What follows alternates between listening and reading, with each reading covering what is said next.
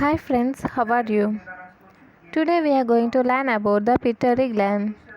The pituitary gland or hypophysis controls many aspects of human physiology starting from the birth, that is delivery of the fetus and feeding of the baby, to the growth and development of the individual to adulthood and reproduce. It controls various aspects of metabolism. It contributes to regulation of body volume and pressure and body's reaction to stress. Therefore, dysfunctions of pituitary gland result in various clinico-pathological disorders. Functional anatomy. The pituitary gland is situated at the base of brain in sella turcica, a small cavity on sphenoid bone. It consists of two lobes, anterior and posterior lobes. Tau intermediate lobe of pituitary is present in many species. In humans, it is rudimentary. Anterior and posterior lobes of pituitary are separated and distinct lobes. Separate and distinct lobes. First, anterior pituitary is rich in various endocrine cells, hence anterior pituitary is called adenohypophysis. The posterior pituitary contains neurons that secrete hormones. Hence, posterior pituitary is called neurohypophysis. Development. Embryologically, anterior and posterior pituitary develop from different sources.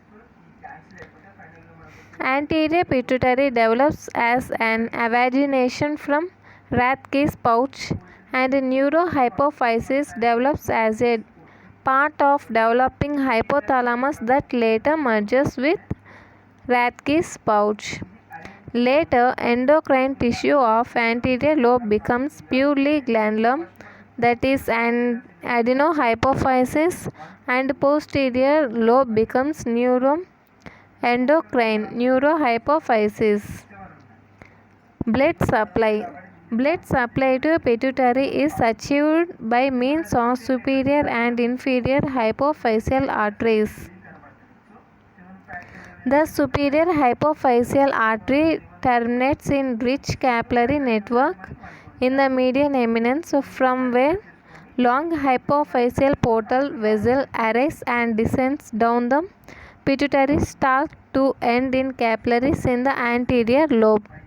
As the major hypophyseal vessels start and end with capillaries, the arrangement is called hypophyseal portal circulation. Third is the inferior hypophyseal artery supplies blood to the posterior lobe, from where short hypophyseal portal vessels arise and terminate locally. Hormone secretion. The anterior pituitary has extensive network of sinusoidal capillaries. The endothelium of capillaries is fenestrated. The endocrine cells contain numerous granules that store hormones. Hormones are secreted by exocytosis of these granules, following which they immediately enter circulation through the capillaries.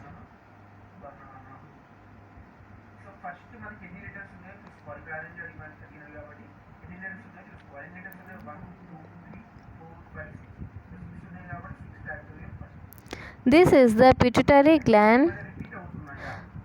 The intermediate lobe, this is the intermediate lobe, this is the pars intermedia. It is rudimentary. And the posterior lobe, that is pars posterior. This is the posterior lobe, this is the pars posterior, is connected to the hypothalamus through infundibulum. This is the pars posterior, that is posterior pituitary, connected to the hypothalamus. It is connected to the hypothalamus by infundibulum. This is the infundibulum. And the anterior or pituitary pars anterior is connected to the hypothalamus through pars tubularis. This is the pars anterior or anterior pituitary that is connected to the hypothalamus by pars tubularis. This is the pars tubularis. And the other parts in this pituitary gland are, this is the cleft that separates the pars posterior and pars anterior. This is the infundibulum that connects the pars posterior to hypothalamus. This is the pars tubularis that connects pars anterior to hypothalamus. This is optic chiasma. This is mammillary body. These are the median eminences. These are the median eminences. These are arise from the infundibulum. And this is the diagram. It is the blood supply. It is the arrangement of blood supply of post pituitary gland.